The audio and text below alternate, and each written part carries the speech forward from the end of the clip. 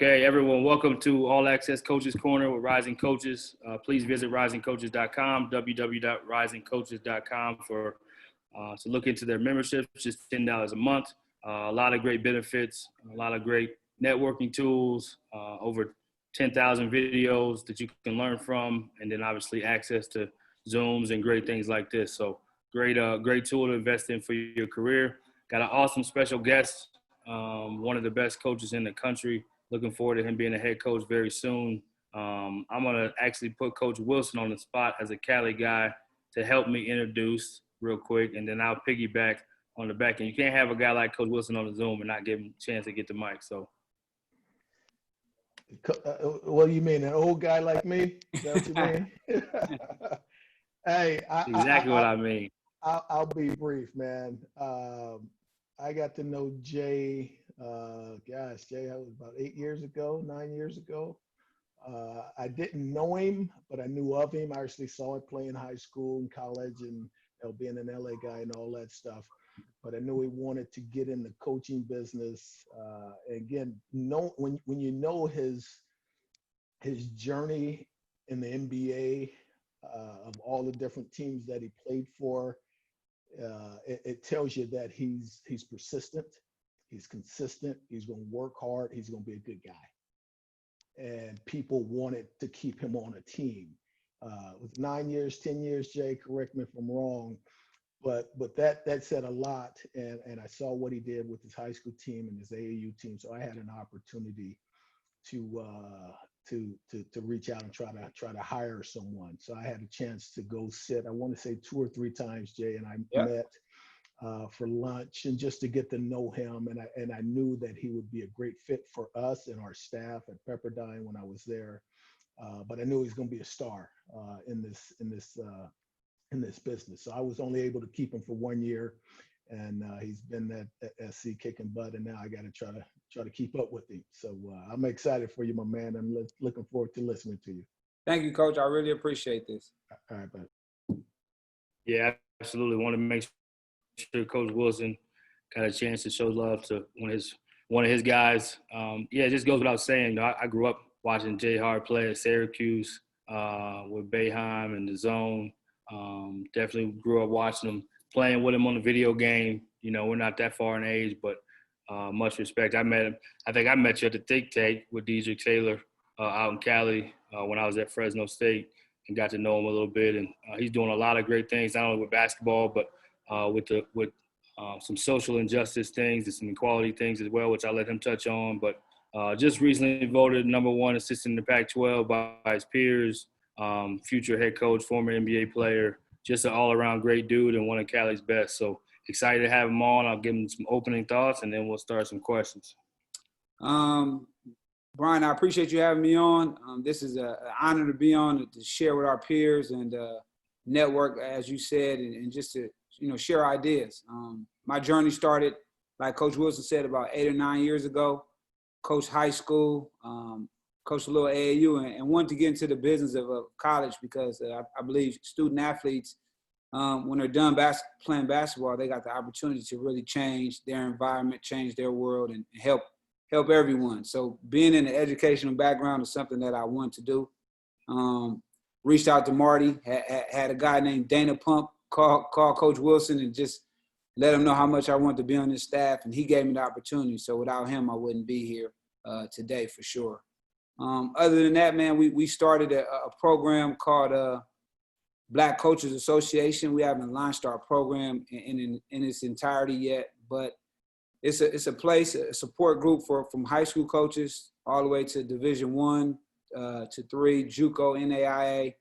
Every type of coach that's willing to come and sit down and learn from each other, share stories, and be a support group, but also go over specific things that affect African-American coaches. And one of them being obviously hiring practice, mental health for coaches and student athletes, and just coming together and being a lending voice when we go through our struggles. So that's what we've been doing since this whole quarantine. I think it's been helpful, and it's bridging a lot of gaps, and we're moving forward. Absolutely, man. Absolutely. I've been a part of one meeting. I think I missed the first one I was invited to, wasn't able to make it, but been a part of one. And great things going down. Great team of board members, and it's just going to continue to grow. So definitely appreciate you giving that shout out for what you're doing. Tell us a little bit about this pandemic. Everybody's been going through it. How's it been for your family? Do you have any funny stories from spending so much time at home with your boys? And then tell us about your family after that. Well, the pandemic, just like everybody else, it affected, your ability to get out and socialize. I think we all learned a lot about ourselves because we have to spend more time alone. You spend more time with your family, your kids. So you get to see the world differently, but it also makes you reflect and see what life is all about. And you kind of have to change your agenda and your priorities. So I think it's been great for me. I got a chance to build with my own kids. Being I'm not on the road recruiting or coaching. And that's been great. I'm comfortable where I'm at in terms of not having basketball. I've been doing it my whole life, so I'm comfortable where I'm at right now. For sure. Any funny stories? Any driveway one-on-one stories? Any video game stories that got you on the sticks? They embarrassing you? What we got going at the Hart household? And just a lot of the noise level was high because I'm very loud. So I guess the noise level was high. My wife constantly tell me I'm talking too loud. But we really ain't got no funny stories, man. We on program. Everybody get up, eat breakfast, and then go back to their computers or phones. And other than that, we just try to stay around the house, get out a little bit to the grocery store, but shoot, it's not really much we can do. We'll go swimming from time to time, but I don't got no stories just yet. Yeah, it's coming. Tell us, so we know you're a Cali guy. Tell us about growing up playing ball. Tell us how you ended up choosing Syracuse. Tell us about your just kind of your college and time, and we'll go to NBA next. Well, I'm born and raised in South Central Los Angeles. I went to 2 high schools. My home school is Crenshaw. My mom wanted me to kind of get out the area. So I went to Westchester High School for my first 3 years, and then my senior year I transferred to Inglewood. I guess you could say nationally, I was a sleeper when it came to basketball. I got my first offer after I went to the Adidas camp, and that was going into my senior year. So I was an unknown nationally. I thought I was pretty good locally, but nobody was saying my name. I wasn't getting recruited. So it took an invite to Sonny Vaccaro's ABCD Adidas camp, and that's where I caught the eye of colleges and earned my first scholarship offer. How I got to Syracuse from LA, when Boeheim gave me that offer, I had no other schools that I liked that I would want to attend. Plus the playing opportunity, that was the best situation for me. I was able to go there as a freshman, obviously, and play. And that's what I was looking for as a freshman. So from LA to Syracuse, the journey was great. I got a chance to go away from home and mature and create a lifelong bond with the school. Still got a lot of friends there. So for me, it was a great move. And now that I'm done playing basketball, I'm back home in my native Los Angeles, California. Yeah, did it come down to home school versus a East Coast school, or was it always kind of like Syracuse when they got in that you just kind of knew? Well, no, actually, back in like 94, 95, Todd Bozeman at Cal he had it rolling, and that was my first priority. And then the situation happened with him, and Syracuse is the next best option for me. The local schools really, I didn't really get recruited by them heavy until I went to camp back east. So by that time, I was already in my feelings, and I was looking elsewhere, after that. So now you kind of take it out on some of the local schools when you get to coach against them. Is that what it is? Well, not so much. I mean, if you're a local kid and you attend one of the local schools, I'm a root for you at the end of the day, whether we win or not. I just want kids to be successful and get a chance to play college sports and, more importantly, get their degree. So I'm rooting for you either way. For sure. Love it, man. Tell us about the process from when you finished playing to getting drafted, kind of going through that. Did you know you were going to be a draft pick? Obviously, you got drafted, so you weren't one of the guys that had to go to camp and get signed that way. So did you know you were going to get drafted? Did you know kind of that process? And then tell us about your NBA career, kind of like Coach Wilson said. You've been on a lot of teams, had a lot of value. People continue to want to sign you, and you found a niche, which is hard to do in the NBA. So tell us a little bit about that. Well, the goal was to get drafted ever since I was in the second grade. Just like many kids, we all strive to get to that next level. One thing I learned early in my own basketball journey is, be careful who you tell your dreams to. Told one of my dreams to somebody, and they obviously said that's not going to happen. So I think more important, you got to protect your dream. You don't have to tell everybody. You just got to work towards it.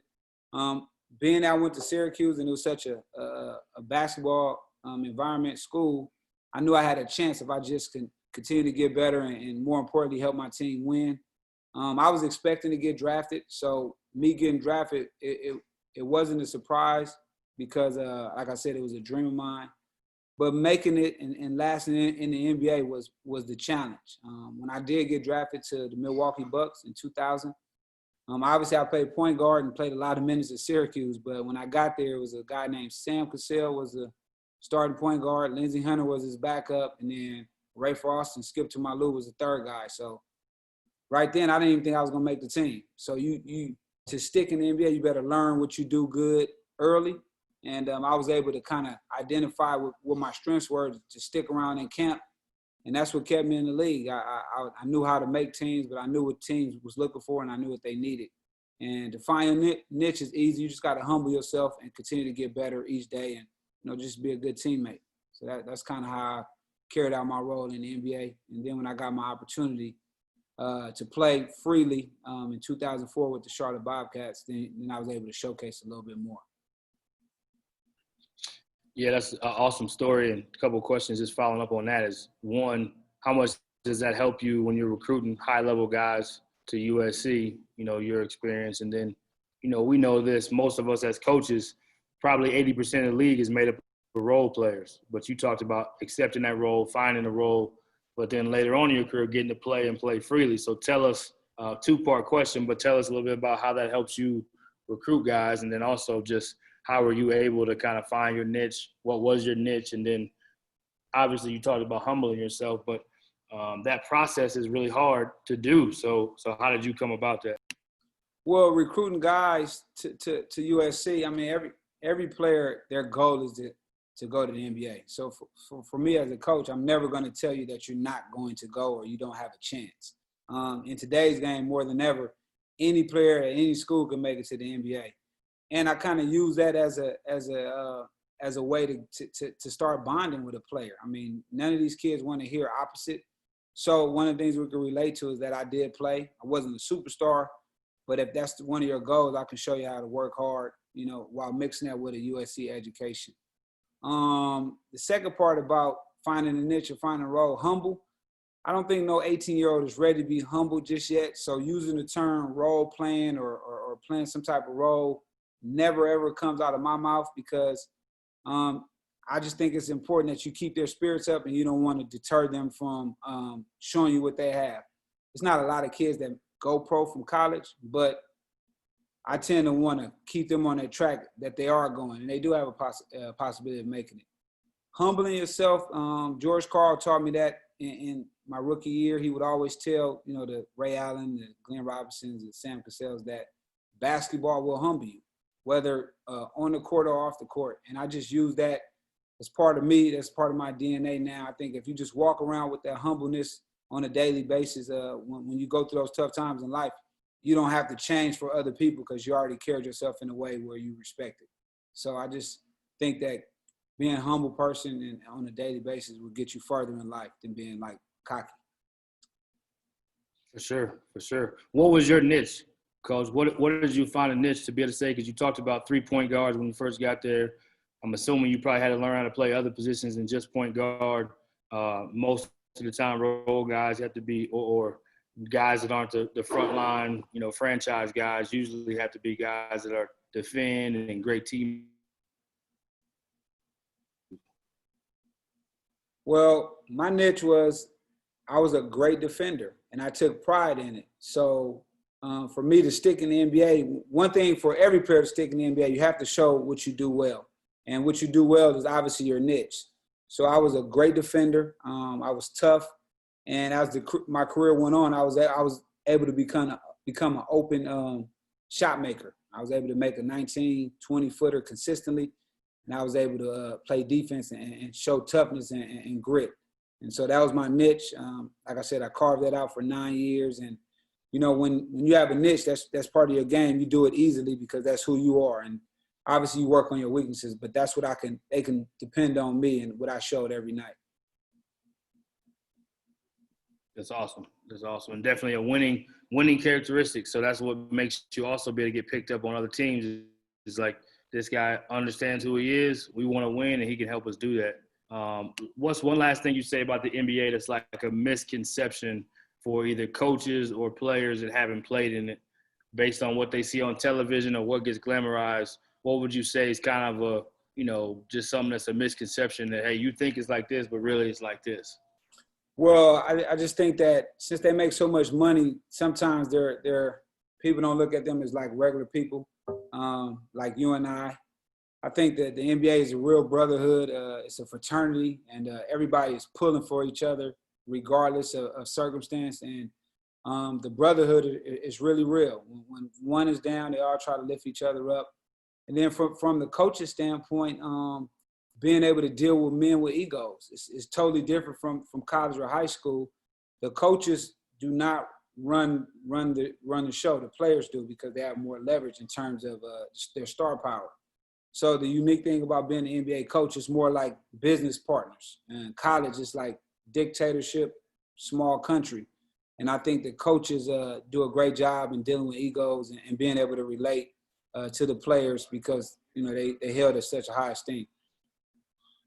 Yeah, that's awesome. Thanks for that. Thanks for sharing that. We know social justice and racial equality, opportunities can go on, but tell us a little bit about just kind of what you've had some thoughts on in this recent time since George Floyd's tragic murder. And just we obviously know some of the stuff you're doing with BCA, but just tell us anything you'd like to share because, you know, I know that's a subject that's near and dear to your heart.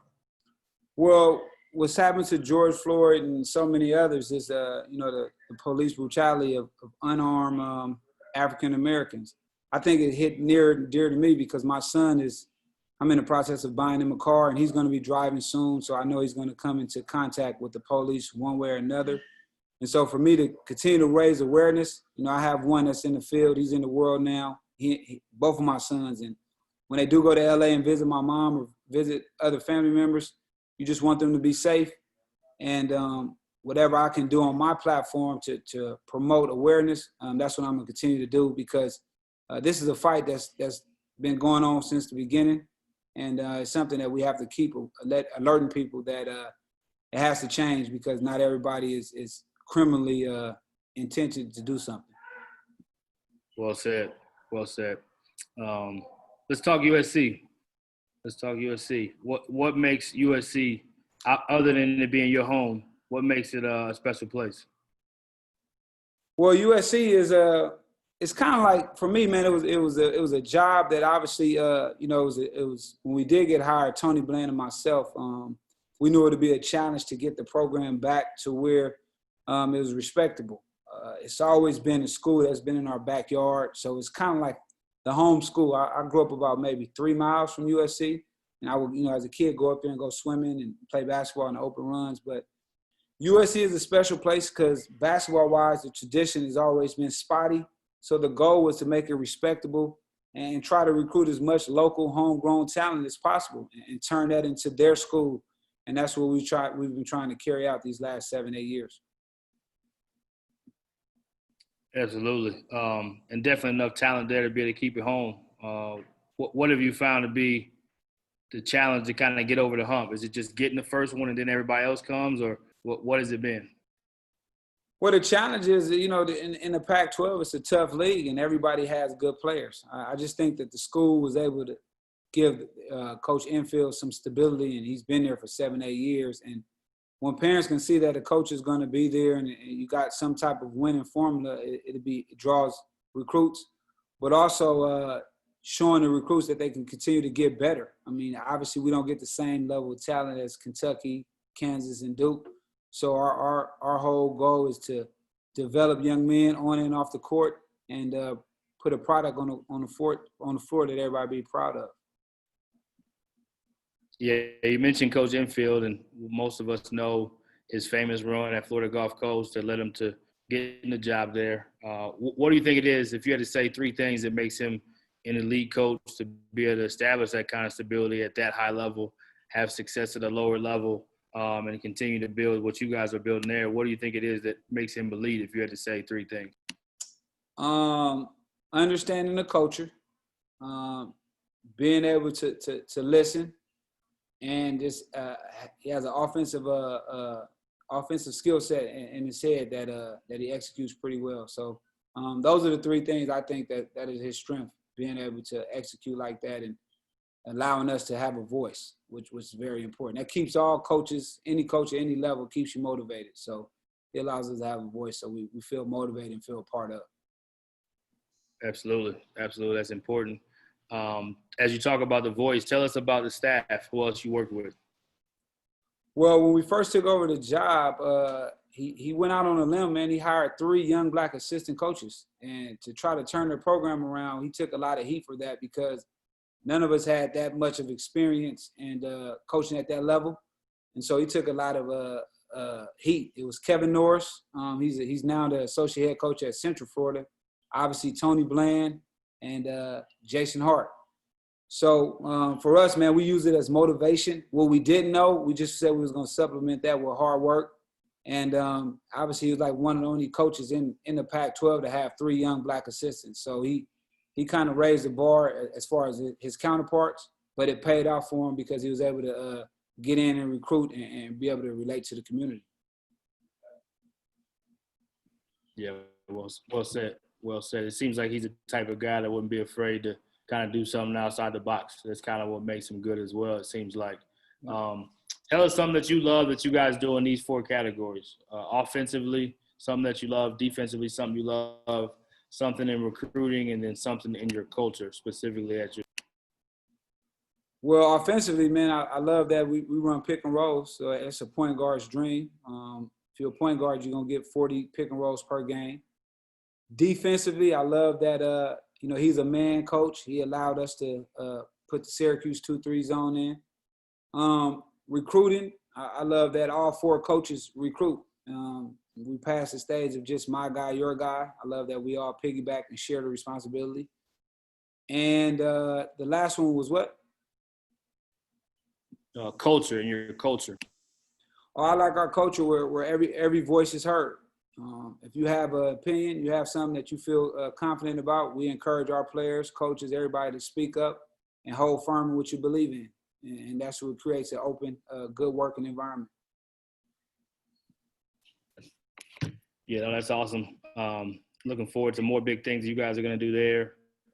So excited that you home and the hometown guy. I'm sure they got to love that. So it's kind of a question we didn't talk about, but how much does being a hometown guy that has had so much success help you in recruiting or in relationships in recruiting?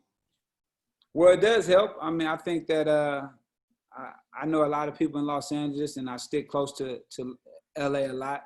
But more importantly, man, I go around the city trying to help kids have an educational background when they're done playing basketball. And that's the most important thing right there. We can't play sports right now, so what do you have? So my goal is to go around and find the next young talent who wants to mix his athleticism with education. And you can do it right here in LA. And I think that's what I'll become an ambassador of, education. What's something, Jay, that you would say for yourself specifically, right? So a lot of assistant coaches, we get put in boxes as recruiters, or maybe even just guys that handle the guys on campus.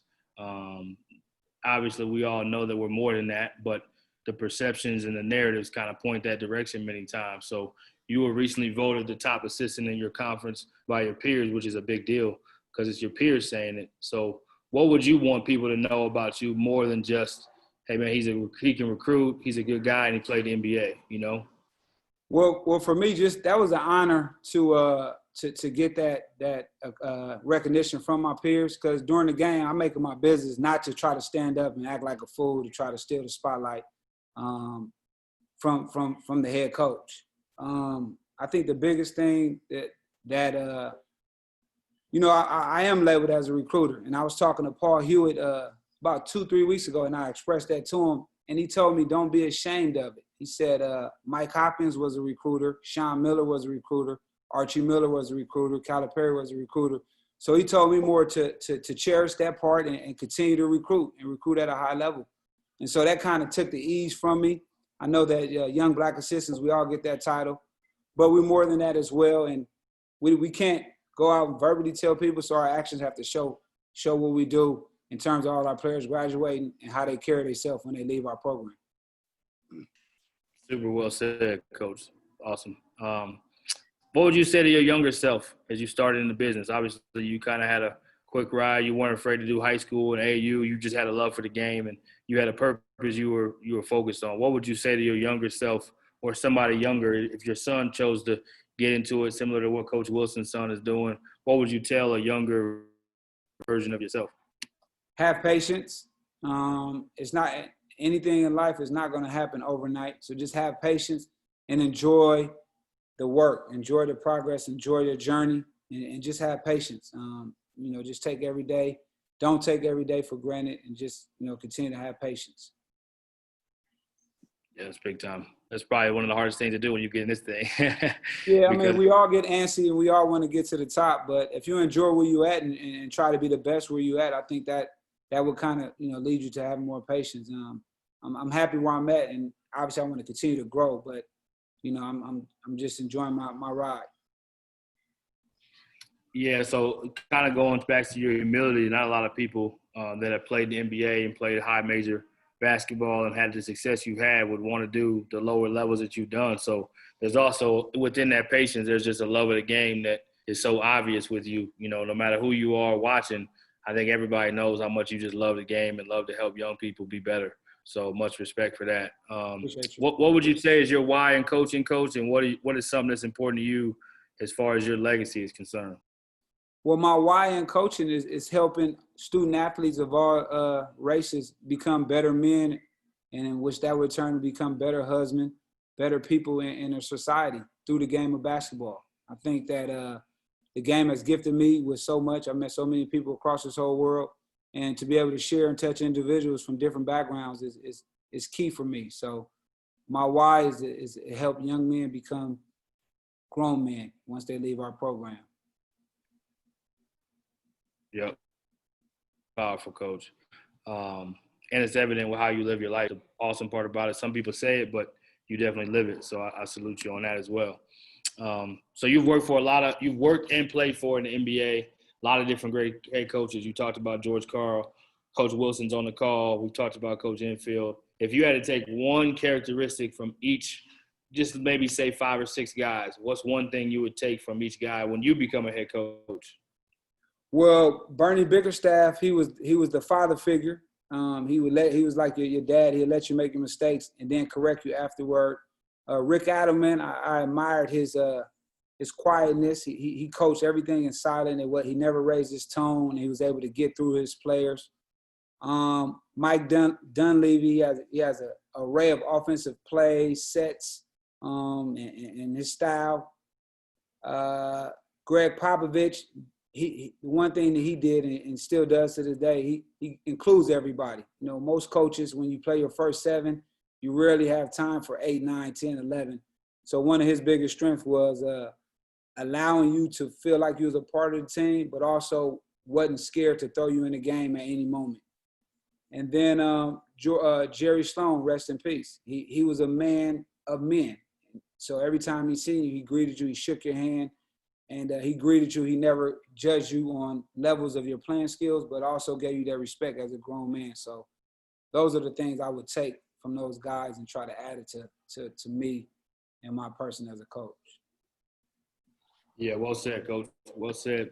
If you had to say one last question, if you had to say something about yourself becoming a head coach to somebody who may watch it, to somebody who may think like, man, he's next up, what would you say just in general about yourself, maybe your philosophy, maybe your readiness, maybe your, your conviction of when you are in that seat? Obviously, we know you're content where you are. You're not antsy or looking for it, and you're not trying to self-promote. But if somebody just wanted to ask that question, what makes you ready? What makes you be able to be great? What's your thoughts when you are becoming a head coach? What would you say to them? Well, I think one of the keys is you don't have experience as a head coach because I've never been one. So the one thing I want to guarantee, whatever AD hired me, is that the hard work and the diligent and the player respect is something I want to thrive on. Obviously, everybody talks culture, but family atmosphere, family environment is something I want to incorporate, and I just want to be me. I don't want to get a job having to be somebody different in the interview. I want an AD to hire me for me. That way it'll be a better working relationship. A lot of times, guys go in and get jobs and they're totally different people. And then when they start losing 3 or 4 games, they become a different person. So I want somebody to hire me for me. And hopefully that would translate well with the program. Yeah, that's awesome. Well said, Coach. Well said.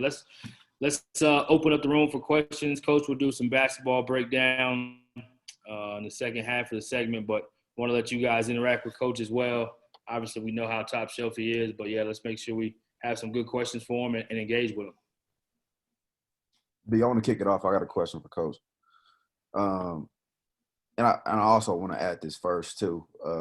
Jay, I just appreciate you, man, for being what you've been for me in my young career.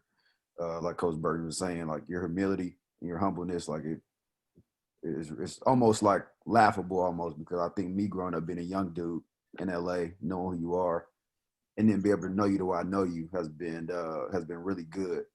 And I remember even Coach Wilson, how you doing? Like when I was at Mayfair, Coach Wilson was at Utah at the time, and Jay, you don't remember this, but I remember when Coach Hart was the coaching at SEA, and I was working the scoreboard table, and we chopped it up talking. And obviously, he don't know who I am, but like Shane Bohannon was playing at the time, so that's how far I remember back. And then fast forwarding to now, the impact you've made on my life, especially before going to work for Coach Hop, who you played for, in our relationship now. Man, I appreciate you. Yeah, bro. And but the question though, in terms of you saying like the role player role for kids and that type of deal, how would you say recruiting is now, given social media, now whole deal in selling USC and kids being able to see that, okay, well, you say I'm not a role player, but you also offer this kid and that kid and this kid, and still being in the conversation, and just your whole thought about that notion of, not telling kids they're gonna come in and just sit in the corner and shoot threes, but somebody got to do it, but also get them to come to campus and, I guess, do their thing. Well, the role of recruiting with social media is obviously a challenge for all of us. I think a lot of kids live vicariously through social media. So in the end, they're going to think they're better than what they are, which is fine because you want to keep a kid confident. But the reality of it is we're going to recruit 3 of everything. And the first one that commits, that's the one we're going to take. And we also have to keep it a competitive environment. So if you're saying you want to go to the NBA, you're that good, you shouldn't be afraid to come and compete. And so that's our motto. And then a lot of times for me with the social media, I just want to let kids know that it's okay to not have a good day at the gym. Social media, you can be great every day. But if you're not getting challenged, and, Jason Crow was one of my peers, we worked out together. Some days he got the best of me. And so I don't think social media allows kids to have down days in basketball, which is a bummer for them because reality, sticks when they get to college, man. When they're not having success, there's no more videos to retweet. There's no more Instagrams to post. So we just try to recruit the best possible kid character-wise and just kind of let them know that you got to come in and compete. Jay, I got one. Good question, Jay. Good question. I got one for him, B. Obviously, Jay, you've been around me a little bit. I've been around you and your family, beautiful wife. I don't want to say your little boys anymore. I see those photos on Instagram. They're damn near eyeball to eyeball with you.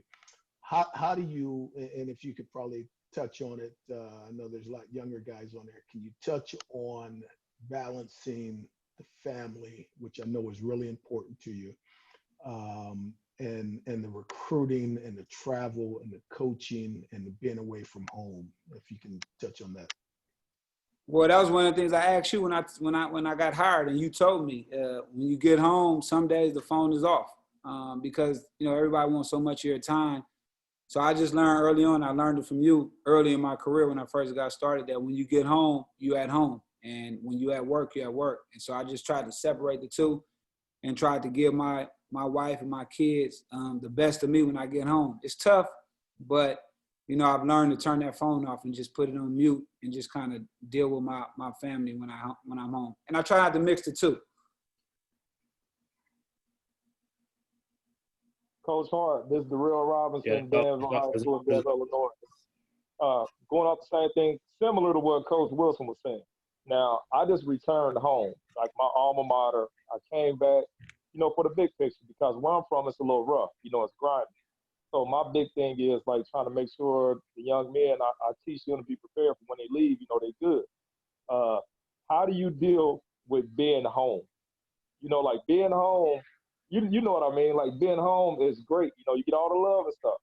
At the same time, though, all that love is like, you know, people think because you cool with them that it's going to be a little favoritism and things of that nature. You know what I'm saying? I know your phone probably ringing off the hook with a lot of stuff.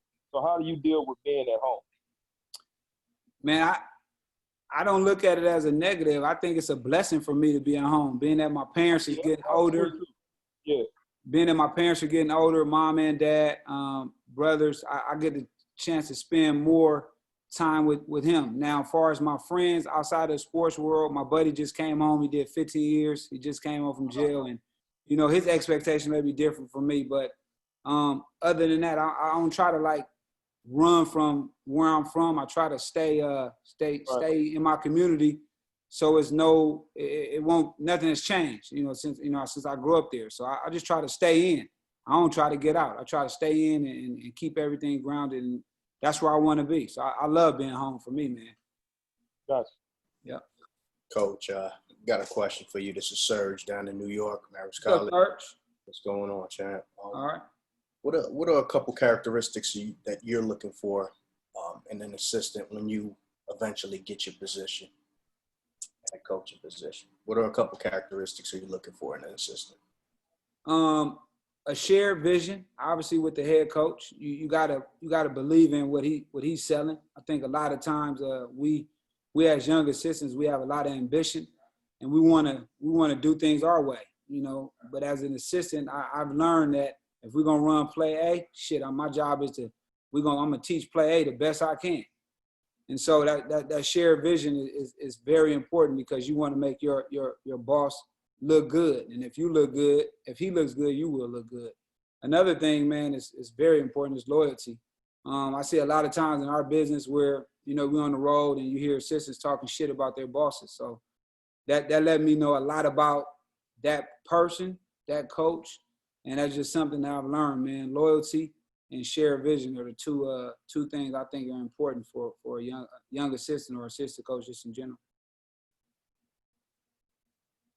Thank you. Yep.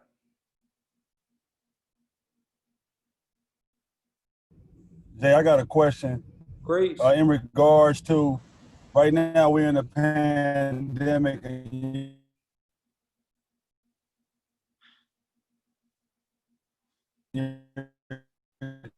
kids are kind of displaced. I know some of them are. What are you guys teaching? What is one of the most important things you would say, look, we need you guys to lock into this right now. We don't know what's going on, but we need you guys to lock into this, take advantage of this time. So that's you talking about for our college players, Jay? Yeah, for your college players at USC. Well, right now, man, since we can't have them on the court or can't be near them, the whole focus right now is academics. And then obviously it's more film work that we do now. And then for me is building relationship with players that I didn't recruit. You know, a lot of times, you know, if it's your guy, you brought a guy in, you'll deal with him. So one of the things we all try to do with this pandemic as a staff is to get to know the players outside of basketball. So when we do return, we'll have some form of relationship with them, and it'll be an easier, smoother transition. So just getting to know who they are, some of their likes, some of their dislikes, and building a strong relationship with them. And then obviously letting them know how important academics is, being that we can't play sports right now.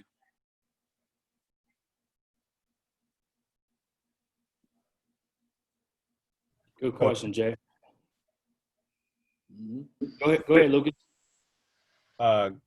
Coach Aaron Proy here. Who was an assistant that had a major impact on your career, and what did they say or do that was impactful to you? I think Kevin Norris. When I first got into at USC, he was the assistant coach, and I looked up to him because obviously he went to Miami. I was at Syracuse, so he's a little older than me. But he taught me one thing: to be who you are, and don't try to be nobody else. And he stood, and that was his conviction, and it gave me the confidence to step into my own self and who I was and be comfortable with it. So Kevin Norris was the one that kind of, for me, gave me that good advice and being who you are and have people, accept who you are. Kind of coming off that, what do you do in practice if you make a mistake and you just kind of own up to it right away and say my fault and move on to it? Because I feel like a lot of coaches avoid acknowledging that they were wrong. You know what I'm saying?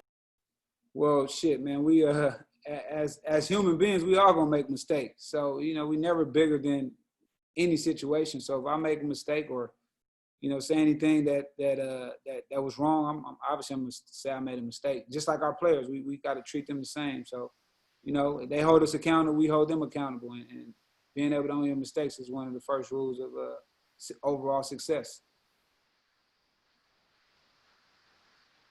Coach, I got a question. Justin Maidenberg from Santa Monica College. Hey, what's up, Justin? How you doing, bro? Good. Thanks for being on today. Yep.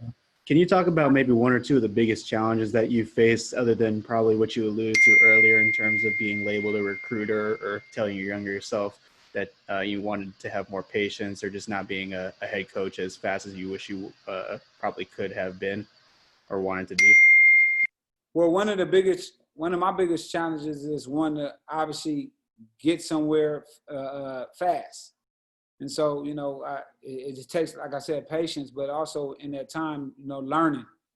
Always get a chance to learn a little bit more about the game, strategies, techniques, all types of things. The second thing is identifying who you are when you become that leader of that program. Every day your views change on how you want to present yourself as a head coach. So just being able to come up with who you are and your why is very important as well. Hey, Coach, I want to kind of like expand on that. As an assistant coach, you might have like on the court, maybe one thing, or you know what I mean? Like you can't cover every aspect. Coach is going to have one thing, you have something else. As you're preparing to be a head coach, what can assistant coaches do to kind of sharpen up the other tools in their belt? Like what specifically can you do to be great on offense as a coach if you're coaching defense every day at the school you're at, or vice versa? Well, one of the things that for me, Isaac, doing the scouts, for me, obviously each coach, you're going to get your scouts. So you get your 9, 10 a year, but learning. So what I try to do is all the teams we play against, I try to keep obviously I keep all their offensive plays and just go back to studying. So if I am teaching the zone and I'm more focused on that side of the ball, I want to keep my own offensive toolbox sharpened. So I just go back and watch all my old clips of old schools. I got clips when I was working with Marty at Pepperdine. We was playing against Montana in 2012. So I just try to go back and steal. If you got something for me, man, I want to steal it from you too, and then incorporate it and name it my play. So that's what I try to do, is learn as many different offensives and see what works and see what doesn't work. Good stuff. Hey, Coach Hart, this is Lucas Worrell, Ashland University. I'm a GA there. You said Asheville? Ashland University in Ohio. Okay, nice to meet you, Lucas. I have two questions. My first one is, what are some bad recommendations sometimes you hear about young coaches entering the profession? Or like bad advice or something that you wouldn't really agree with? Well, I mean, it just depends. But I don't think one of the misconceptions is obviously delivering a player. If you have to deliver a player as a coach, the pressure is going to be on you to keep delivering and delivering. So I just think that it's very important that wherever staff you join or want to join, that the head coach gets to know you and know your worth. And obviously make yourself a valuable commodity to that staff year in and year out, day by day. So that's my advice. And then my other question is, for you, like, how has like a failure or a parent failure set you up for like later success in coaching? Or like, do you have like a personal favorite failure that you learned in coaching, or like a story? Well, I mean, obviously, you know, being a recruiter and a coach, the two go hand in hand. But recruiting somebody really hard, Lucas, and not getting them, but also understanding that player won't stop you from your ultimate goal. And then it also taught me that your best recruitable players are the ones you have. So don't put so much eggs in the basket of the other players, but also love yours and get the ones you have better. And that kind of eased the burden on when we do lose recruits. Awesome. Thanks, Coach. Yep. Piggybacking on the recruiting conversation, Jay, what's something that you look for when you evaluate? I think that's, you know, at your level, so often there's top 100, top 150. So there's so much that's looked at that you guys don't have to evaluate. You just have to recruit, figure out how to get them. So what would you say is just something that you look for when you actually do evaluate? And then secondly, how do you handle, and you kind of touched on it, but how do you handle this new age of everyone's about transferring? How do you make sure you're recruiting your own? Well, the one thing I look for is resiliency and toughness, and how you are as a teammate. How you are as a teammate is a perfect example of who you are as a person. So if you come out the game, you're not giving your teammates dap, you whining, you always saying something to the coach, talking back, that's a negative turnoff. Now, it's exceptions to that. If you Shaq size and you dropping 50s, well, shoot, those players, honestly, those are called contract extenders. The elite level players can get coaches contract extensions. So it's two folds, but that's the reality of it. And reason why I said Shaq, because he came around one time and haven't came around since. So it's a rule to everything. But you just got to know what you're looking for, man, and want to keep a good working environment with your players that you have and the players you bring in. And then if not, you're going to have what you said. This is the market of transfers and grad transfers. So you just have to adjust. There's nothing to complain about because, again, as a coach, a head coach can leave and go get a job at another Power 5, or assistant can leave as well. So we can't cry when we're moving and then cry when they start moving. I think if we're a little bit more honest with these players in the beginning, we'll have probably a little bit less transfers. You're still going to have that. But shit, now grad transfers is the free agent market. So every coach needs one of those grad transfers to kind of keep his job going. So we just have to adjust with the times. It is what it is. There's nothing we can do about it.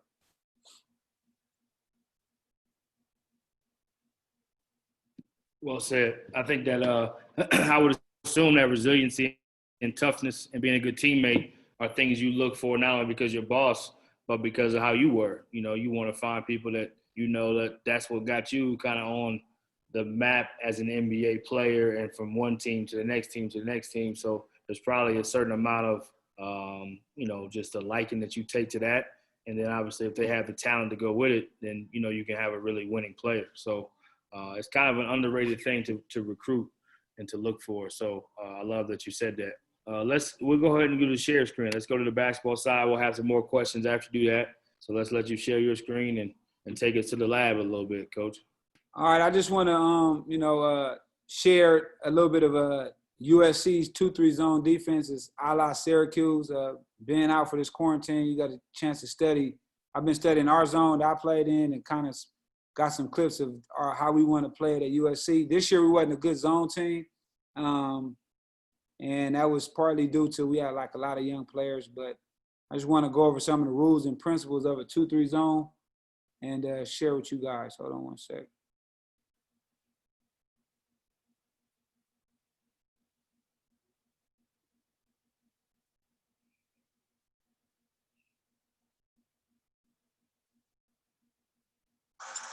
Distance runner, but it seems.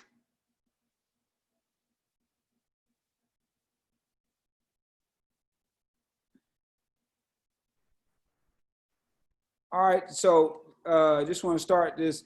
It's a lot of misconception with the zone. 20, 15 years ago, you playing zone, obviously, to take away the three. Now you play the zone for us. You play zone to let people shoot threes. Now we use the zone to take away the three-point shot. So here we playing UCLA in 2006, and it's just the IQ of players. Jonah Matthews was a freshman. D'Anthony Miller was a freshman. So they got it. They understood. They was taught well in high school. Bryce Harper, one of the all-time three-point shooters at UCLA. Lonzo Ball had deep range. T.J. Leaf and Aaron Holiday were all shooters. We couldn't match up with them individually one-on-one, so we went zone, but we extended our zone. One thing on the zone, if you see Shaquan Aaron right here in your screen close to you, he's at a position on the court that's called basically 80%. So when you play in the 2-3 zone, your wings could either be 50%, that's in between the block and the three-point line. 80% is closer to the three-point line, and 100% is where Washington plays, Coach Hopkins. They just take away the three-point shot on initial catch. It ain't even no rotating. So it's a scout-driven zone base, and here's some of the clips that we had that was successful in this game. That's perfect. Pick and roll, hand off. Jonah sits on the lap of the pick and roll. Middle. Now, when the ball goes middle, Chimezie came up. You're supposed to hold down and then walk up to that middle catch slowly. But regardless, the strong side wing, Elijah Stewart, is supposed to crack down on Thomas Welsh. And now if you look at it, we're all matched up. We're basically in a 4-man shell with the center guard and his man one-on-one. We teach back tap.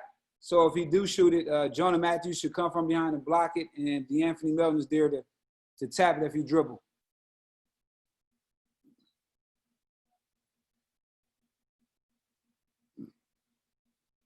Jonah took the middle pass, got out of there, high hands. Guards come in, basically packing that paint and making them swing out.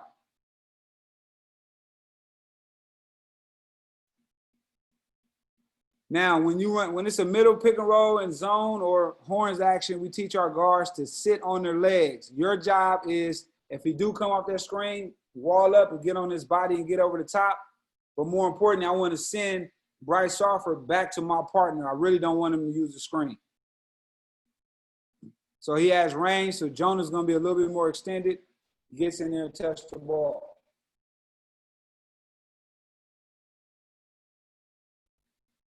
D'Anthony Melton is Isaac Hamilton, who's shooting 50% from the three-point line. He started. You see what Shaquan Aaron is? Our wings are extended because we look at D'Anthony Melton. It's almost like a 2-2, a 4-1, where everybody's on that three-point line. Here, so we are unafraid of contested twos. We just hate wide open threes. So if you get in there and get a layup, we don't panic. We adjust and keep playing. The goal is to make you shoot contested twos.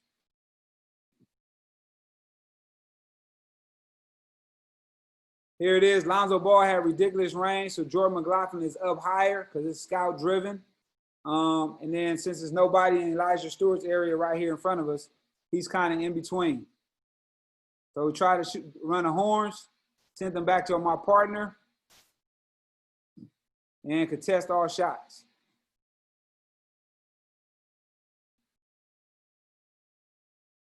Here it is. Jordan McLaughlin is extended higher. Now, anytime that ball goes short corner, you can do two things. Chimezie did right. I'm gonna see if I can rewind a little bit. So if Thomas Welsh is on the block, that would be an automatic double, where the X5 will come over. He should be three-quarter him anyway. And then the bump back guy, he's going for immediate trap. But in UNLV, and speaking to Coach Gerg, in my own notes, something I'm gonna do when I become a coach is Chimezie Metu would get to the corner because everybody can shoot threes, and Elijah Stewart will come back and play the center. And that's what the amoeba was at UNLV. Here he came down and met the ball and trapped it, but it would be Metu would go there, and Elijah Stewart would come back to the middle at the center. D'Anthony would tag the roller and then bump back out.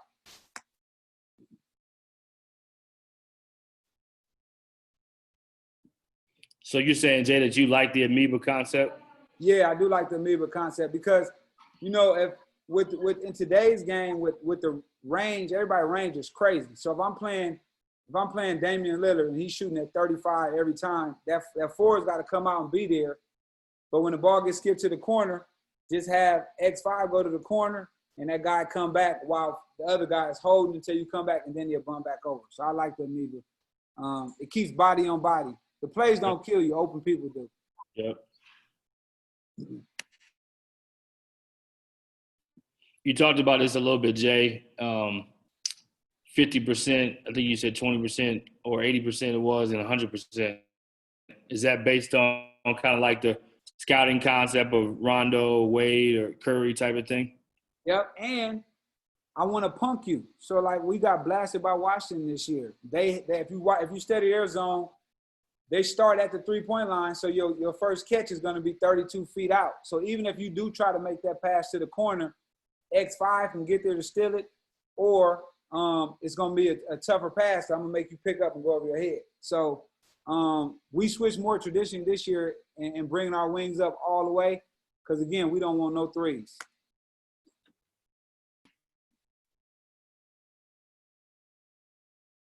And then in all zones, man, they just had to have a lot of activity.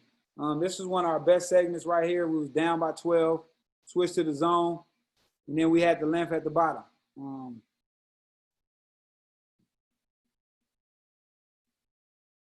One thing is I learned at Syracuse, man, we didn't do any drills for it. Is people always ask, how do you rebound out the zone? And Boeheim just used to tell us, go get the damn ball. You know what I mean? It's you're not getting boxed out. So, you know, it just you got to have guys just willing to run in there and go rebound as a team. So the guy right here, strong side, he started at about 100. Elijah Stewart is there on catch. And we won't skip passes. If you're skipping it and it's a soft pass, we try to encourage the guys to go still. That was an amoeba right there. So why it would just happen by chance. So number 2, he was playing a little wild, but I'd rather take his activity. His name was Malik Martin. Number 2, he's the forward by Colorado's bench. So he's actually just his activity is crazy, but watch how they switch. He's here. He's active here. He's moving. And then the forward went there, and now he just took the center position just by default. So, you know, that's something that we never practice. They just start doing it in the game. And then obviously studying with Gerg, that's one of the main things of the amoeba. See how McLaughlin tried to get over that screen. X5 go out. Weak side box out. Anything free throw now normally that's supposed to be a double, right? The forward is supposed to go down and double. But since number 44 was a good 3-point shooter, we saying go ahead and get that tough 2. Because the tough 2 is not going to kill us, but the open 3. So instead of Stewart going to double down, this is scout driven. He just is there to dig and stay home on the shooter at 44.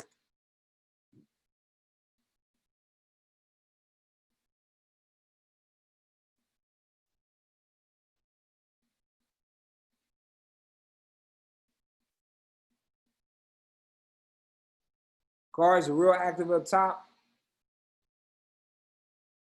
Now, on the side pick and roll, if it's a regular side pick and roll, my partner, the other guard, helps me. Weak side wing, you got to be there on catch. We don't even want you to be late. We'd rather you skip it straight to the corner. X5 will have to get off the big and get to the corner. But on that pass, we try to get a steal. And Elijah, it shouldn't even been a catch. We want him to be up, so we give you the illusion that we're denying. But any side pick and roll, that forward's supposed to be there on catch. He did a good job, and granted, he's a freak athlete, so I guess recruiting freak athletes is good too with Lynn. One of the goals for us in the zone is to make people catch and look over their head. If you do that, that's going to give me a time to get in position to play the zone. So we want you to put that ball over your head and think about it as opposed to making direct passes. Now, right here is anytime you run the side pick and roll in the zone and there's nobody in the corner, we try to force it down. So it's basically in a man-to-man like ice or blue in the pick and roll. So since the corner is not filled, we want that forward to come up. Number 30 should come up and send them down and try to get a little trap. Now, if the corner is filled, then obviously we can't do that because that'll be an easy pass to the corner for a three-pointer. So anytime in the zone, if it's naked and they try to run a side pick and roll, we want to trap that just so we could be aggressive and not being passive in the zone. And I'm assuming, Jay, the backline guy 30 is the one that's yelling that out on the screen? Right. He's saying screen coming. He got to yell it out because if the corner is empty, that's his responsibility. And we want him to come all the way up as well.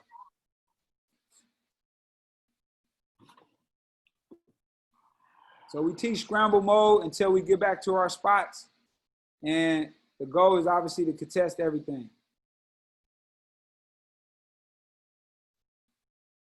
That's the side. That could have been a down, but it wasn't. So Jordan McLaughlin over the top. My other guard is over there. Elijah Stewart, number 30, is supposed to be all the way up, taking that pass. Number 0, try to get a steal and try to throw the ball over the top to the corner. He played it right, took away the sideline. So when you come up with the right hand close out, and your hand go to the sideline because you want to make the pass go over the top. So when you do close out, you're supposed to take away the sideline so it could be a live pass over the top.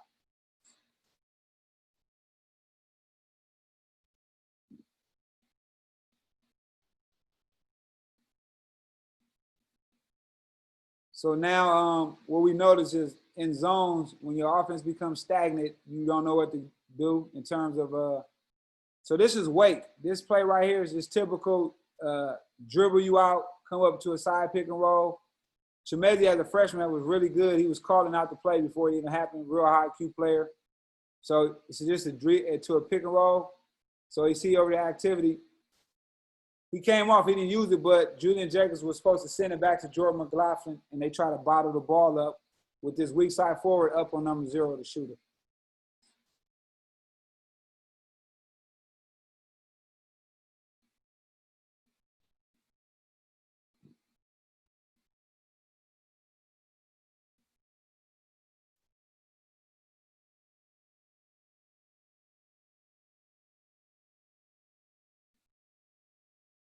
How often in the game, Jay, do you guys run zone? Man, we run both. I mean, this year we was a better man team. I mean, actually was probably top 2 in the Pac-12 in overall defense in our man. But normally, Andy, whichever defense is hot, that's the one we'll stay in. So we'll run both defense. If the zone is getting us good stops, we'll stay in it. You know, one thing about obviously coaching, everybody had a different philosophy, but you know, being able to adjust on the fly, normally that coach will win or 9 times out of 10. And having 2 defenses is always good because players are really good nowadays.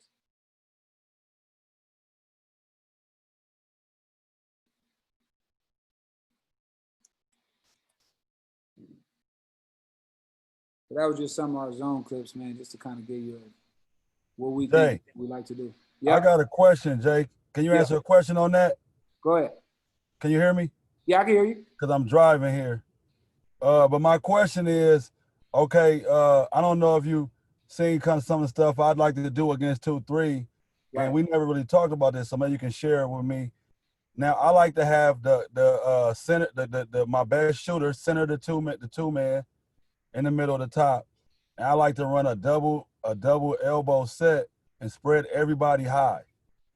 So as a defense, what is the combat for that? So if you think about it, I got my best shooter in the middle of the court. Right. Where he's not at the 3-point line. He's at the free throw line. Wherever he needs to be, the center of the court, to either make you dictate one or he's going to split both of y'all. Okay. He's going to split the top 2 guys. All right. Then I'm going to go send a double 2 elbow high. Right. And then I'm going to have my wings high and wide too. Because what I'm looking to do is I'm looking to make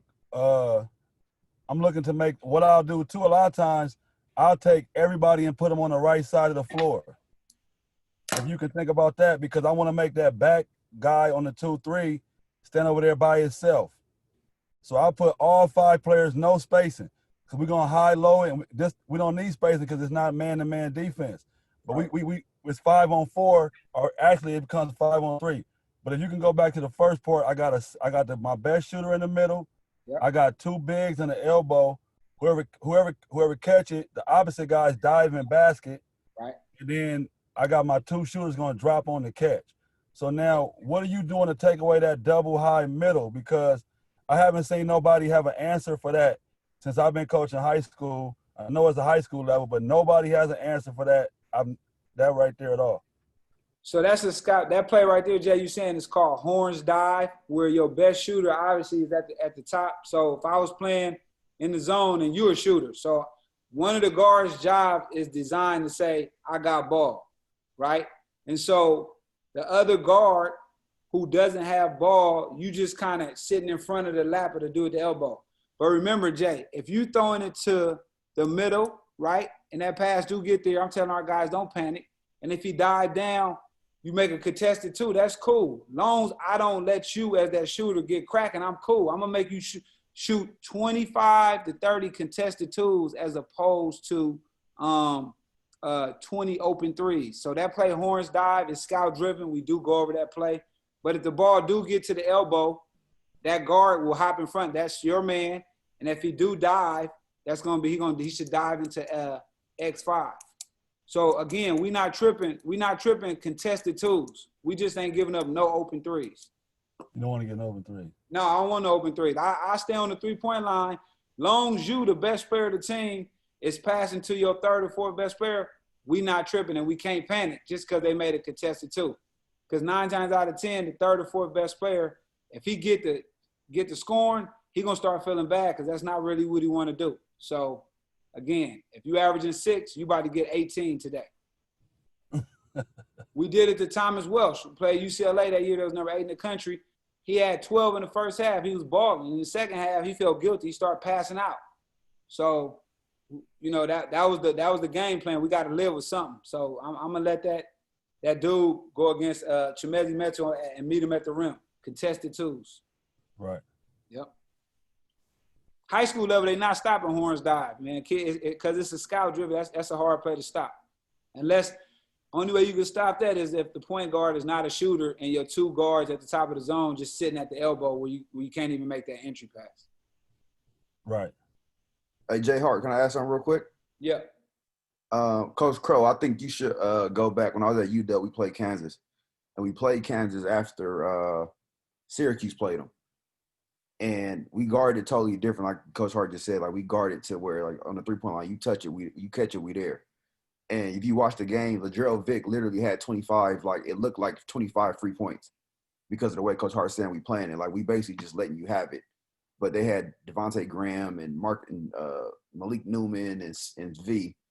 And we won the game because Lagerald Vick had 25, but we didn't lose to the free ball. So it looked almost like – it looked unnatural, but it worked. When the ball go middle too, to add what Jeremy saying, Crow, we teach fan out. So slow rotate to the ball in the middle. X5, slow. Don't just run up and give up a dunk. Slow rotate until that forward bump down and you slow rotate, and then we fan it out into a 4-man shell. Find a man. So Jared Vick had a good game, but they lost. The game plan was, what's his name? Then Boeheim, if you did guard him and he was a player that he didn't want you to, he just subbed you out the game. Right. So your whole point is we're gonna move away from your primary player and we're gonna make somebody else a star tonight that they're not comfortable in that role. Exactly. Against this right here. Exactly. We're gonna see how that works for you. We're gonna see how that works for us. And normally that star player, like, Coach, I'm off passing to him all game. so that's what's gonna happen. I'm trying to play mind games with you. And then I'm screaming on the sideline, he the best player. Keep going to him. So I'm doing my job as a coach too. You know, and that guy would normally start to feel some type of way because he's getting all the shots. So you put a little gas on the saying, Jay. That what you saying, Jay? Yeah, I just put a little gas. I'm telling that to my players. I'm not talking to the other team. I'm telling that to my players just so he can hear. I wouldn't dare talk to the other team. I'm telling it to my players, playing a little mind game. Smart. Coach Hart. Hey, I know you were saying, what did you say, 50% is between the block and the 3-point line. What was the other terminology? The 80%? And So something else to achieve. so if I'm playing Ray Allen and I'm the forward, I'm at not 80, I'm at 100. If I'm playing a 30% 3-point shooter, I'm at maybe 60, 70. But if you playing one of these elite shooters like that forward, if you playing Damian Lillard, just to give you the terminology of it, you starting at 100. Throw that ball to the block directly. I don't want it to even touch Dame Lillard's hands. And if you watch Washington play, they start at 100 to where you catching the ball, you doing this. Okay. Hey, Coach. Yep.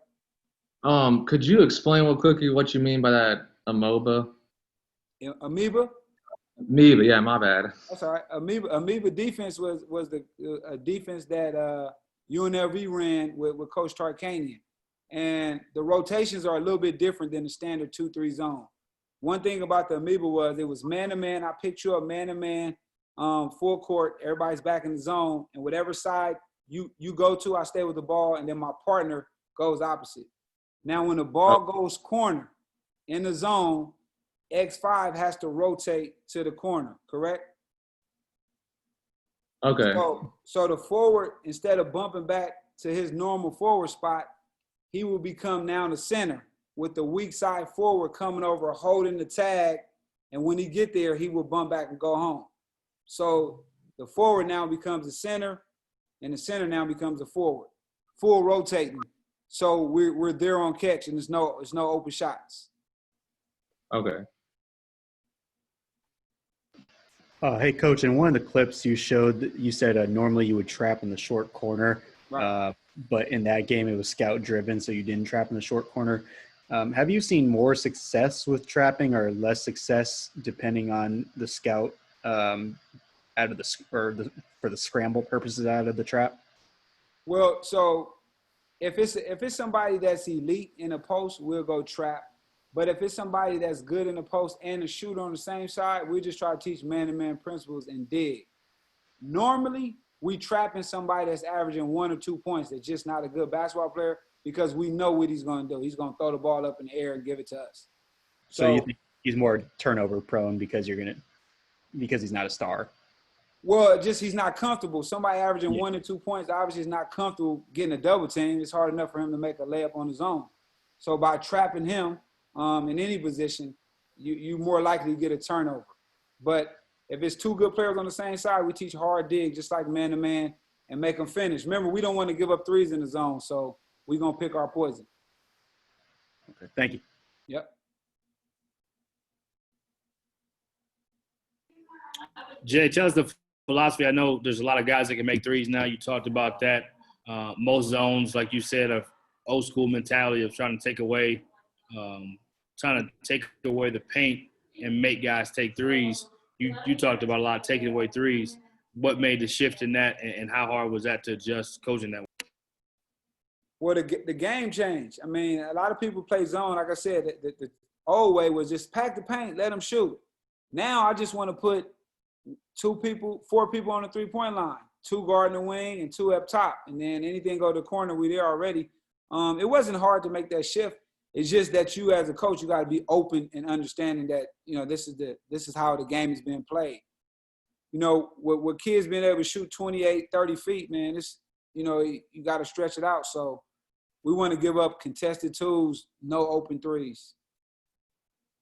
And then second question, what gives you guys the most without exposing anything about USC, right? What gave you guys challenges, or what gave you guys the most?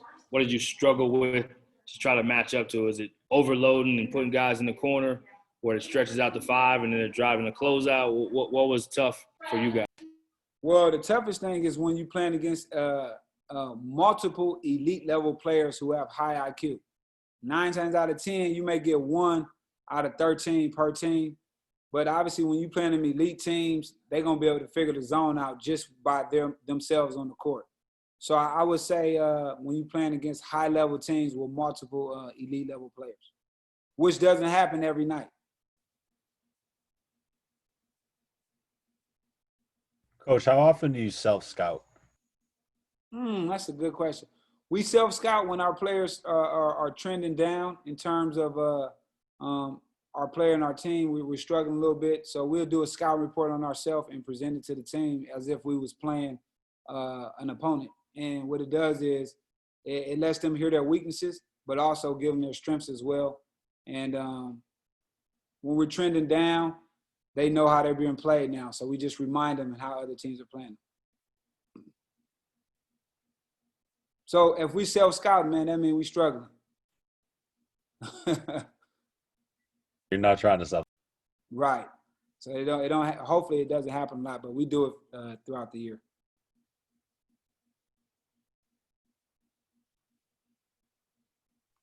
Coach, kind of changing gears to recruiting. Do you guys have anything formal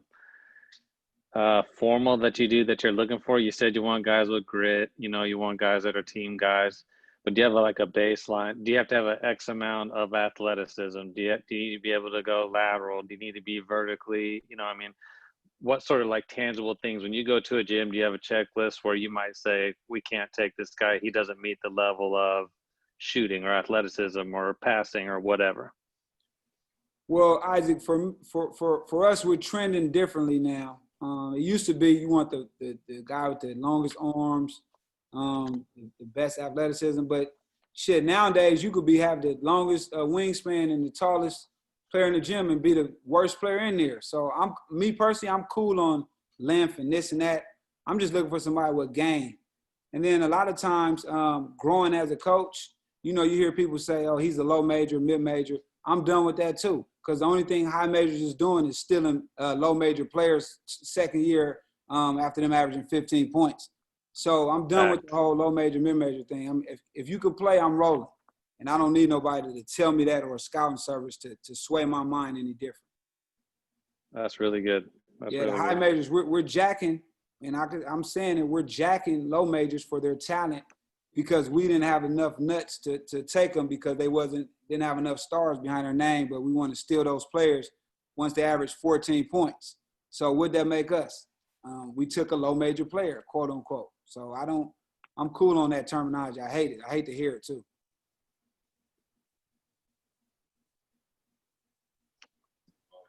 What advice on that same lines would you say for younger guys? Let's just say you're an assistant, you're trying to convince your head coach he may be into the scouting service thing. Is it data?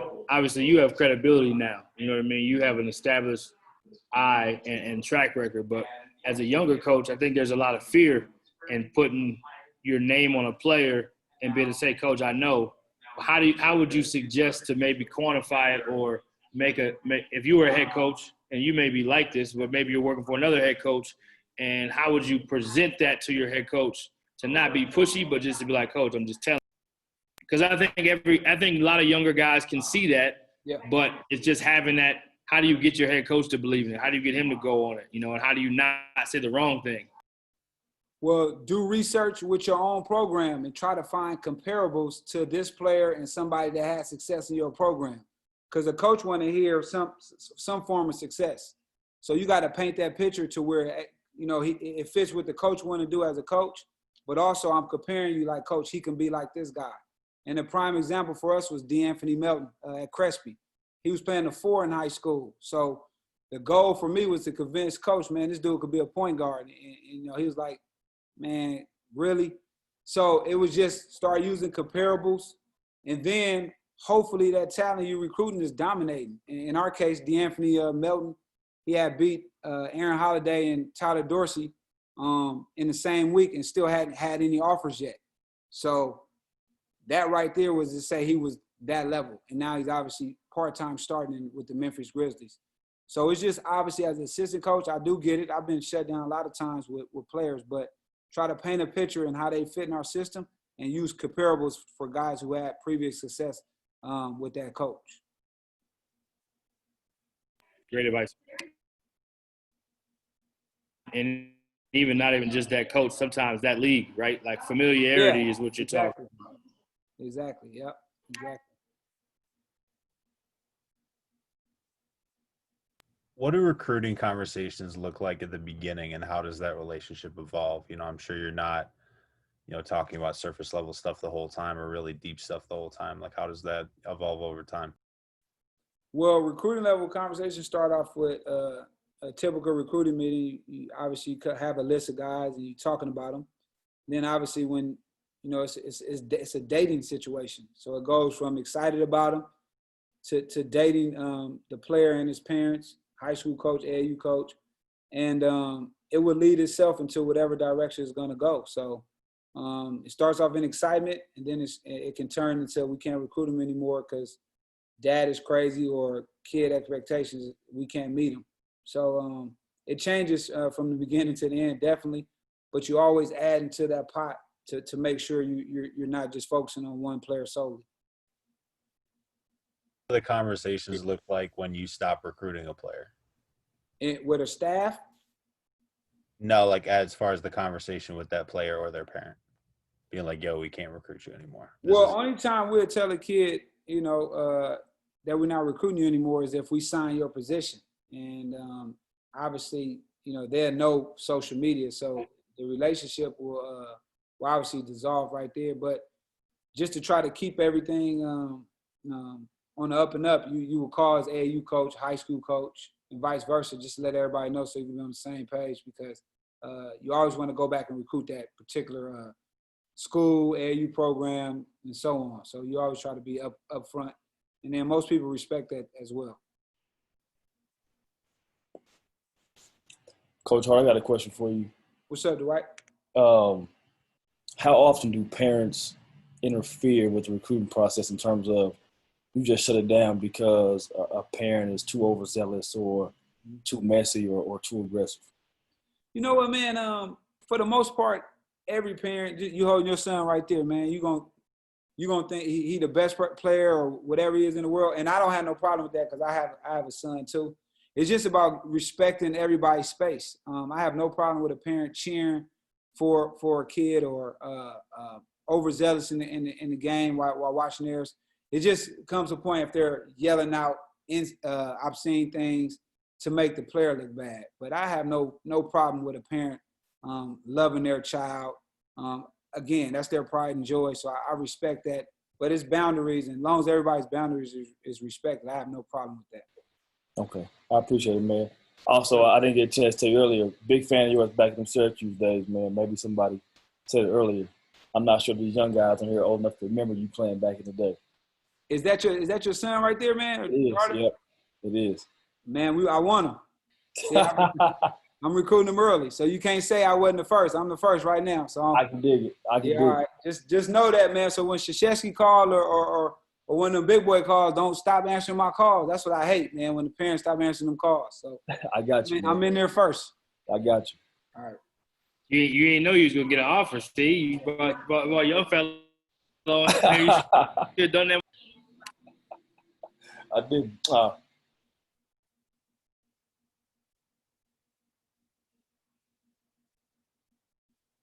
Let's try to take 2 or 3 more, and then we'll let Coach have some closing thoughts.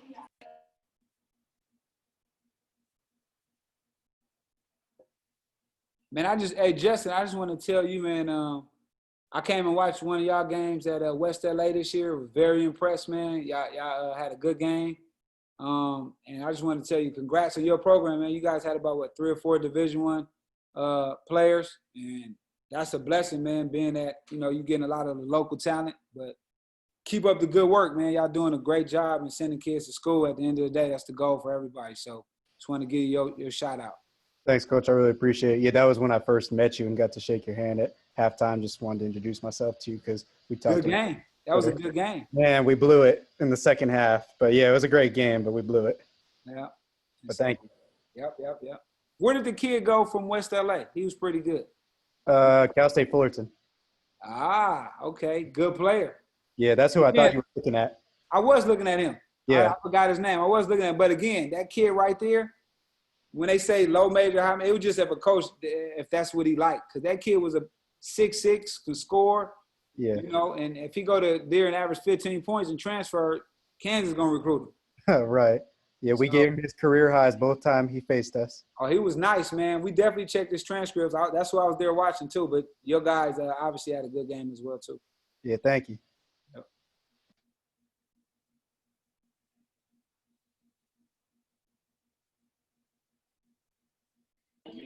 I got another one for you, Jay. What's the difference in working at kind of the mid-major level and the high major level for those that, obviously have aspirations to continue to climb in the business, or just curious of the difference in levels, whether it be recruiting, whether it be the guys, maintenance, whether it be obviously basketball is basketball, but what would you say? Well, obviously the basketball is basketball. Every coach, head coach, period, runs a great program, and all rules in place and skill development, pretty much all the same. I say the difference is the budgets of the athletic departments. Obviously, high majors have a little bit more money to do more things as opposed to schools with lesser budgets. So the thing I could say is just budget, man, being there with your do's and don'ts.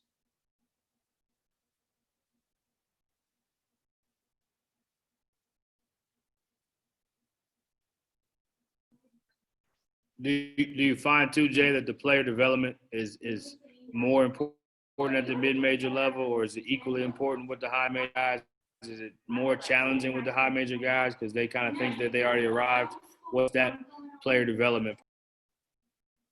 Well, I think the player development at all levels is key. It's the key to everybody's success. I mean, because at the end of the day, you're going to scout my play, so it's going to come down, can you get by your man to score?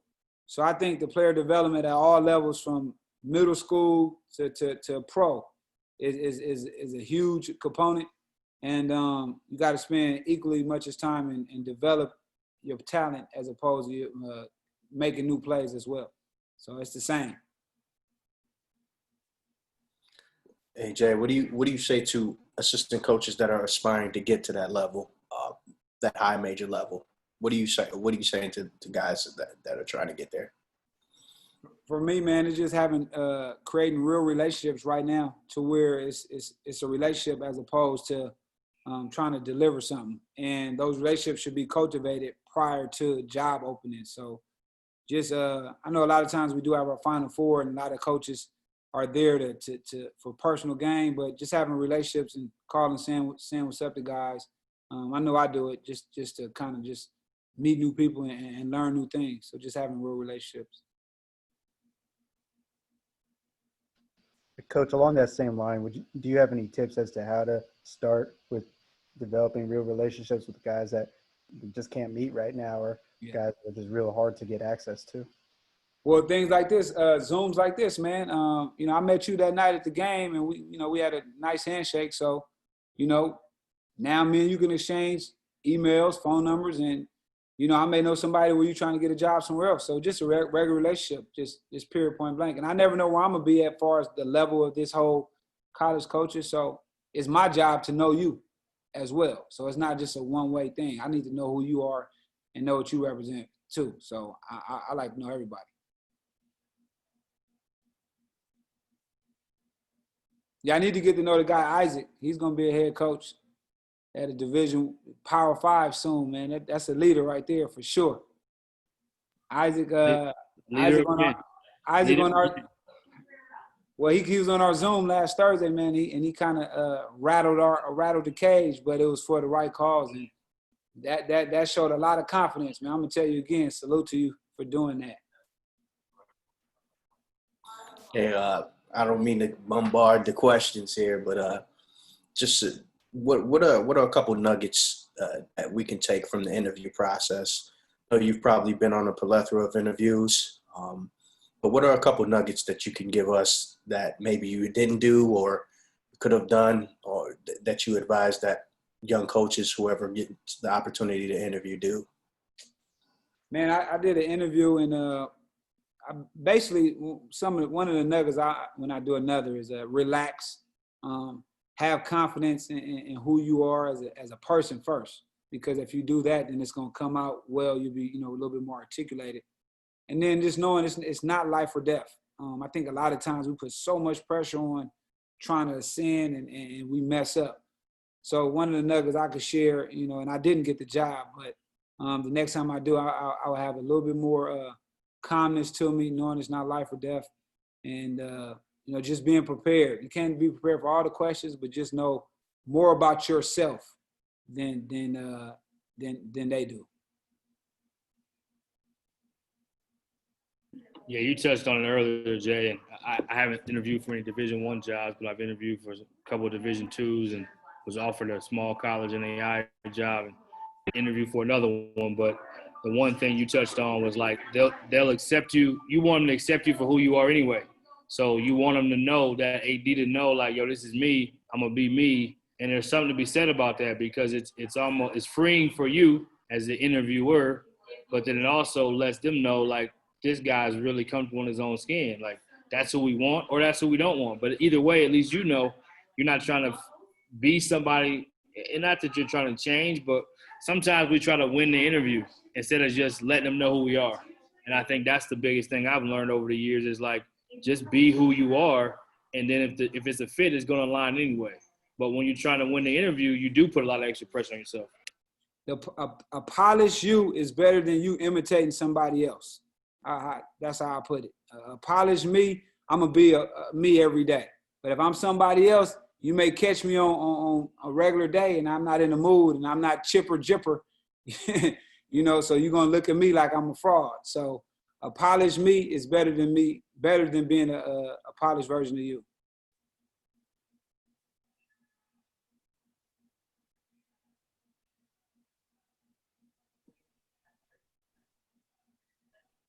Hey Jay, can you answer?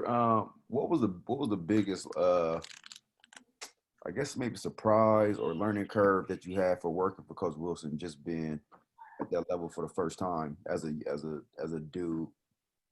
I guess, and also I guess with your name and how you are in the basketball world, uh, being looked at to deliver. Like how was that for you? And you know what?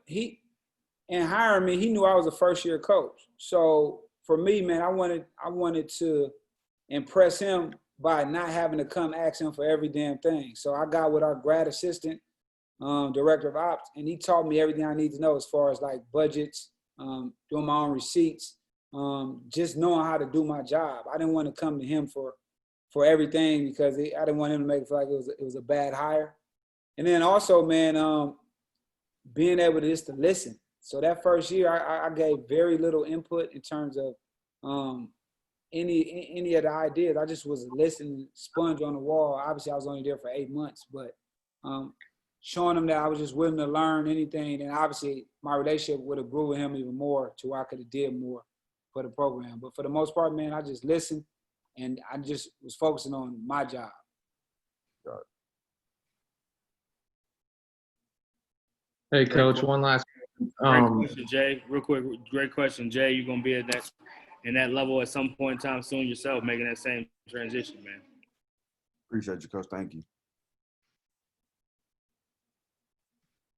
Hey, Coach Hart, one last question. For assistants that want to be head coaches, what's some of the major things that would help smooth that transition better that they can work on a daily basis? Well, man, I'm gonna be honest, Lucas. I really don't know because until you get in that seat, you know, you really don't know. It's just like being a parent. You can tell me everything about being a parent, but until you have kids, you're really not gonna know. So the main thing is just being able to adjust and learn on the fly, and being able to adjust, dealing with the newfound power. I think the basketball will take care of itself, but just being able to transition to a leader as opposed to a soldier. So those are some of the things. But ain't no preparing. You going when you get there, when you become a head coach, there's still a whole bunch you got to learn. So, you know, even if you know everything, you're still gonna have a few mishaps.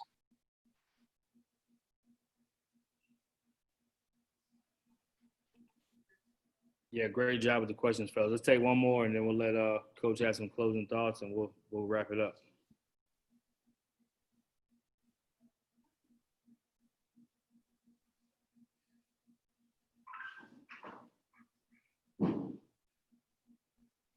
What's something about Coach Boeheim that people don't know or understand unless you're close to him? Wow.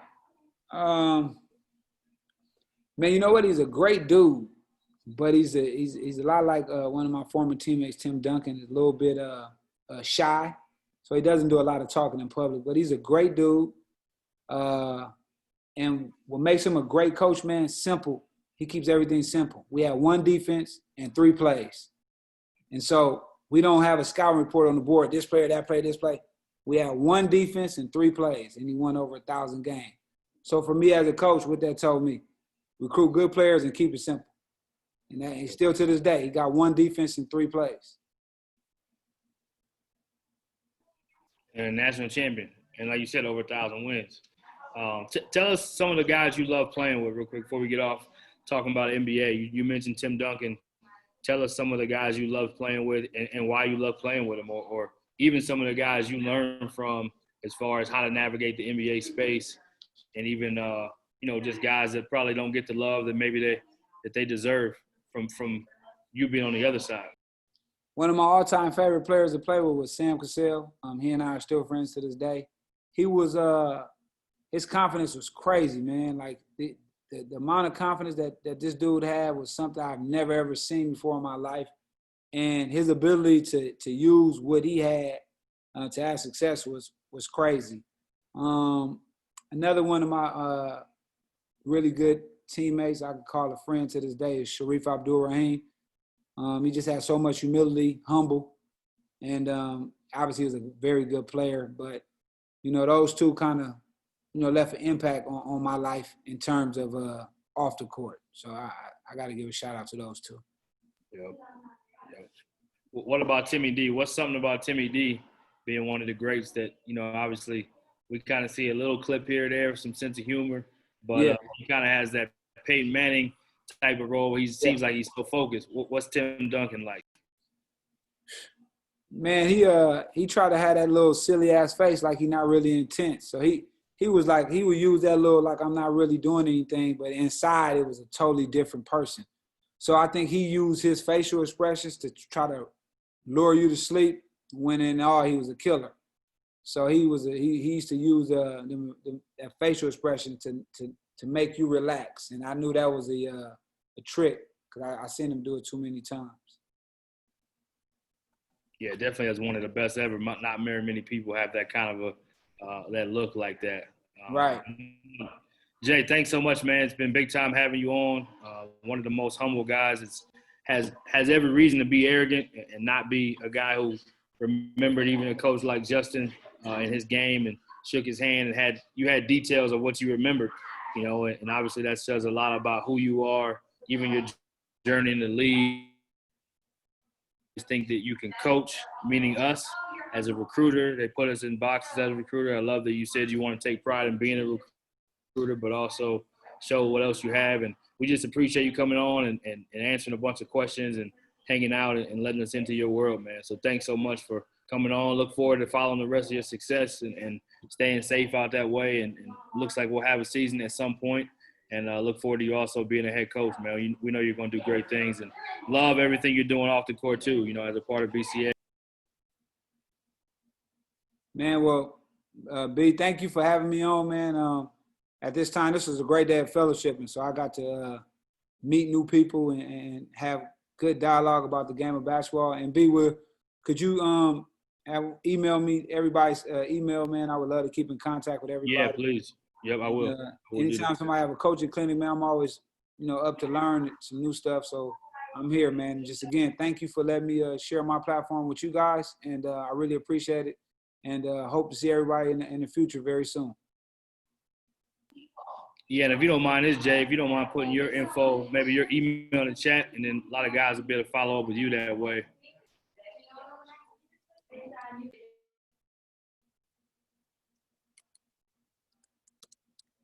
And then, guys, appreciate you so much for coming on. As always, man, Rising Coaches, All Access Coaches Corner.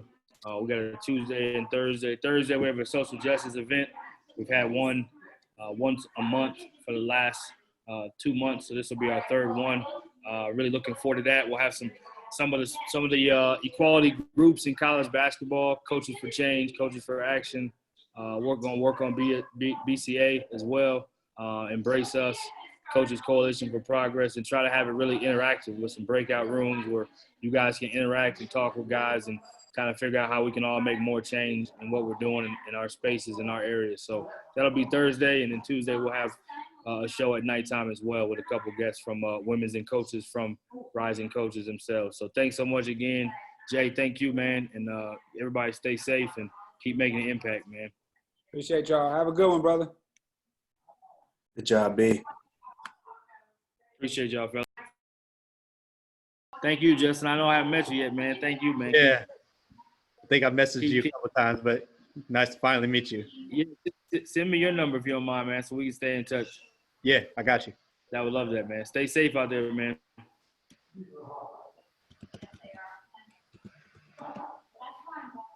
Hey, Coach Burton, thanks for that. That was awesome. Thank you, Lucas, man. Appreciate you jumping on. Same thing, man. Hit me up anytime, whatever I can do to help. Yeah, have a good one. You too, man.